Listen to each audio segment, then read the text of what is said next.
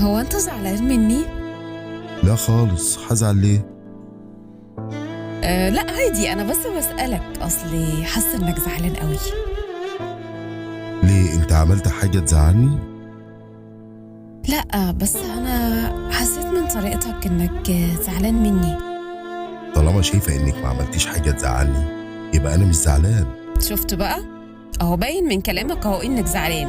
اهو طب انت بتداري ليه؟ لا مش موضوع بداري، بس طالما شايفة انك ما زعلتنيش اعاتبك على ايه؟ انا عاتب اللي يحس بزعلي ويعمل لي خاطر ويعترف بغلطه، غير كده يبقى بقلل من نفسي وملوش لازمة حتى الكلام. طيب معلش، انا اسفه، ما تزعلش خلاص، حقك عليا.